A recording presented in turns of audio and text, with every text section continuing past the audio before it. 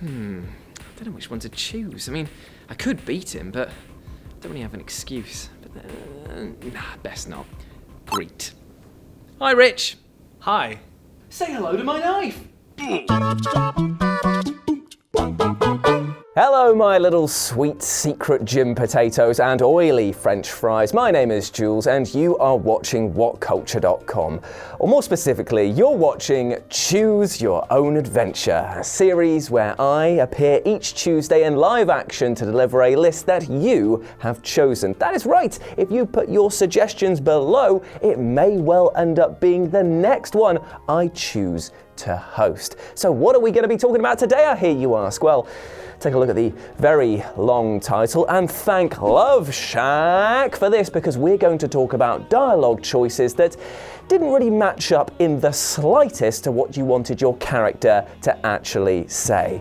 So let this wizened warrior of word wizardry paint you a picture with poetic prose, as I am Jules, this is WhatCulture.com, and these are 10 dialogue choices that were devastatingly different from what your character actually said. Also, just before I begin, I'll be here in the live chat and also in the comments as well for the few hours after this video goes live, so hit me up with any and all Q&As. But this week, I want you to start your comment with, Jules, you perpetually erect man, and then just go from there. It'll get my attention. Anyway, let's get on with the show. Wait a minute. Something a bit wrong about this, isn't there? We've got a sort of medieval theme going for the title card, and this background, it just doesn't fit, so yeah, that's better. Anyway, on with the list. Number 10, shove DIJKSTRA aside forcefully. The Witcher 3 Wild Hunt. Let's begin with one of the most infamously off-base dialogue choices from any game, which occurs in the rather brilliant Witcher 3. Now, during the main story mission Blindingly Obvious, while speaking with DIJKSTRA, you're given the option to make a deal with him in order to escape, to be let go, or simply shove him aside forcefully and be on your merry way. Now here's the thing, players who pick the latter option will be treated to the sight of Big G brutally punching DIJKSTRA to the ground, grabbing his leg, and then breaking it. That wasn't just forcing him aside, mates, that was just awful. Plus, it affects the ending that you'll get for the worse. And all because what was meant to be just a little bit of force saw you breaking a bloody femur. Nasty. Number 9. Don't trust Connor. Detroit Become Human. Though Detroit Become Human boasts an impressive number of narrative permutations with characters able to die long before the game reaches its actual conclusion, there's a lot of uncertainty when it comes to player choice, just because it's all boiled down to one-word examples. Now this reaches an infuriating apex when, as android revolutionary Marcus, the player is asked whether or not they want to trust android cop Connor. It seems like either option will lead to an intriguing dynamic dialogue, right?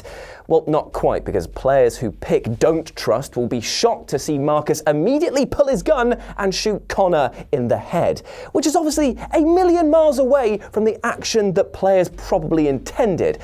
Don't trust does not mean shoot in the head. I don't know why that sentence ever needed to be said, but here we are. Number 8, good cop, bad cop, LA Noire. Truth, doubt, lie. These 3 words will become embedded into your brain during your time with LA Noire, and you will need to study the faces of every single suspect if you're going to make good on Cole Phelps's intent of being the best damn detective out there. By gum, boy, howdy! Why is there a statue in here? The problem is, though, is that Cole is a bit of a live wire, and even if you were thinking about pressing that doubt button, you better be prepared for him dishing out a torrent of abuse, mostly to vulnerable witnesses. If the game was a bit more nuanced, the doubt button would have probably got a sub-option of kindly press the witness for more info, or going in with a little bit more mustard. Well, here, Cole is set to ghost pepper horseradish for how much spice that he gives without your consent. Now luckily, the remaster had these relabeled as good cop and bad cop, but seriously, playing the original was like controlling Dr. Jekyll and Mr. Bloody Hyde. Number 7, tell him off. The Walking Dead, A New Frontier. It's fair to say that Telltale's episodic adventure games have been relatively disappointing on the freedom front. Now, don't get me wrong, they are great games, but they have a nasty habit of tricking you into thinking that you have a choice when you actually don't. Equally frustrating was the series' oft vague and non-specific dialogue options, which meant we got memorable moments like this that happened in the second episode of The Walking Dead's third season, A New Frontier. When the protagonist's brother David starts giving him some lip, the player has two options: tell him off or let it go. Now, it sounds like the first one, you're just going to give him a stern lecture, and the other one just a little slap on the wrist. Well, that is true, if by that you mean that you wanted to overreact and tell David that his wife is planning on leaving him. Sure, that's a right telling off. This got so bad that forums are full of players that literally restarted the game because of this choice. Brilliant, right? Number 6, all the paraphrased dialogue options, Fallout 4. I mean, come on, you knew this was gonna be on the list, right? I mean, come on. Come on. Come on. Come on. The choice to turn Fallout 4 from a franchise that valued well-thought-out responses to what amounts as a kind of vague shrug was a bizarre decision, to say the least. So often does it feel like you're simply picking the least confusing option and just hoping for the best. Though, as is typical of Bethesda, they left it to their community to fix the issue, because shortly after the game's release, a full dialogue interface mod was released, which is much, much better. Now, this mod replaced the paraphrasing with the full line of dialogue that your character would say, and the game was improved no end. However, this highlighted another problem, that Fallout 4 has some truly abysmal dialogue. You can't fix them all, right? Number 5, thoughts, SOLAS, Dragon Age Inquisition.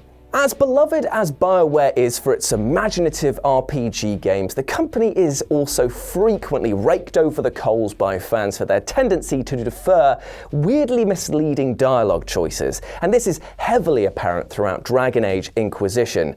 Especially in the case of the quest, Here Lies the Abyss. Now, when the player and their party ends up in the mystical, metaphysical realm known as the Fade, party member SOLAS will comment that the Black City is nearby, and the player is given 3 dialogue options. It's amazing is one, thoughts SOLAS on the other one, and focus SOLAS on the last one. Selecting the second option would suggest that the player wants SOLAS's insight on their present location, right? But instead, the Inquisitor will mockingly tell SOLAS, "This must be very exciting for you, SOLAS. Any advice you have on what exactly is going on would be wonderful." What a fucking prick! That's more in line with the nasty third choice, right? Surely you'd want a bit of their insight, seeing as they know the location, but no, you're just flipping them off. Take that, SOLAS! Thanks for your support, you prick! Number 4, the post-race interviews, F1 2019. For some reason, the more recent F1 games have introduced post-race press interviews, in which the player is grilled by the Scottish reporter Claire, I guess because every sports game needs to have this weird, strange career mode. Anyway, the player's given 3 dialogue options to respond with. One option will be the sportsman answer, another will be for the showman, and the third will be neutral. Why it matters, I've no idea, but what is interesting is that basically none of your answers line up with these prompts. For example, if you lose a race and Claire gives you the opportunity to assign blame somewhere, like to your teammates, you might not want to do that. You might not want to drop Henry the mechanic in deep just because he forgot to put the tyre back on. It's his first day, lads. Be nice to him. So you might want to select the neutral response. Oh, what's that? The neutral response causes you to lose reputation? Why? Well, I'm sorry, Henry. If it's you or me, buddy, I hope you like the underside of the bloody bus. Number 3, SIGH, Mass Effect. With another BioWare game comes another needlessly cruel dialogue response, far away from anything players actually wanted. Now, when the player crosses paths with Chorban and asks him about supposedly trying to kill his partner, you're given 3 rather piecemeal responses, admittedly because he's given a pretty rubbish excuse. Now, those options are what, I see, or a simple sigh. Now, picking the latter would suggest the player simply is just sighing in exasperation at him, right? I mean, that's what you do, except this actually leads Commander Shepard to quip back, "I should kill both of you idiots." What an utter psycho! You've turned what should have been snarky at best into something that definitely makes me think you should not be managing a team at all, let alone a nuclear-powered spaceship and a ton of freedom-fighting people who are armed to the teeth. Keep that away from you. Number 2, all the vague dialogue choices. Star Wars: The Old Republic. Oh, BioWare, you've done it again, you cheeky little whippets. What are you like, eh? Oh, yes, we are going to be talking about them one last time, but this is a game that rightly deserves the fun being poked at it. If you played Knights of the Old Republic, then you will know that these are games that were moral choice-laden masterpieces full to the brim with all the right Star Wars guff that gets my Darth dick hard. But the Old Republic MMO, however, well, the dialogue choices here were all over the bloody place. Everything boiled down to 3 responses, which would typically paraphrase down to a few short words, while the actual responses that you would be delivering could be up to a few sentences long. I hope you like the idea of crushing another person's spirit at length just because you picked the "nah pal, don't agree with that" option. But more frustrating was how the upfront choices gave zero impression of tone. And so it was extremely common for a seemingly innocuous remark to come across far more snide or even aggressive in delivery. In fact, this gave birth to a new tactic of this game, that if the conversation wasn't going your way, you would mash the escape key and try and leave the conversation, allowing you to do it all over again. We'll just assume that they use some sort of Jedi mind trick in order to account for how this is possible. And number 1, Glass Him, The Wolf Among Us. In what must surely be the most infamously off-kilter dialogue choice in recent video game history, we return to Telltale for their fantastic fairy tale noir romp, The Wolf Among Us.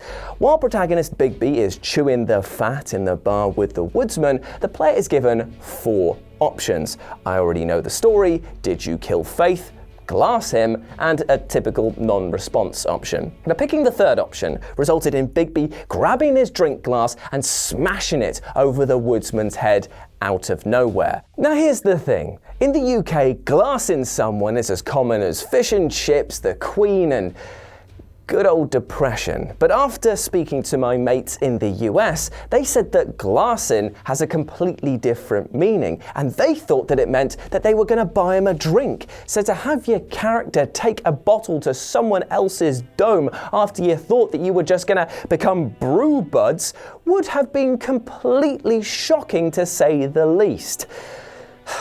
Pour one out for the huntsman, I guess.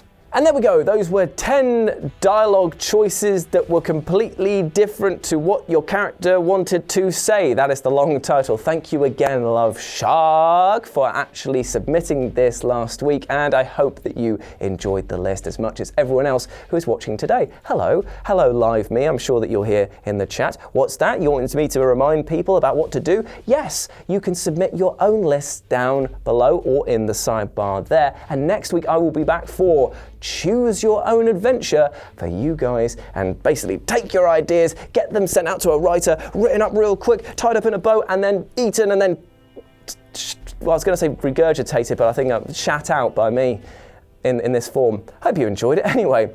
And I hope that you are well, my friends. Before I go off into what is likely to be another list in this cold and grey Britain that I live in, I just want to make sure that you are doing okay, because we spoke today a lot about dialogue choices that didn't exactly line up to what we intended. And you know what? Making mistakes in life, it definitely happens. And that is okay. At least you bloody tried. That's the most important thing. You're allowed to go out there and make mistakes because you can learn from them. No one here is perfect. You shouldn't be afraid of going out and risking something in order to gain something.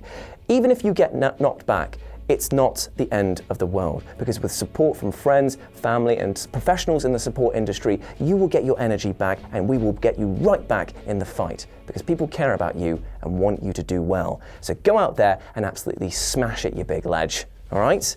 As always, I've been Jules. You can go follow me at RetroJ with a 0 over on Twitter. And if you want to do something else, then why not check out my board game channel, Live and Let's Dice. I'm turning into a robot at the moment. And remember, you have been awesome. Never forget that. And I'll see you next Tuesday. Oh, that's a swear.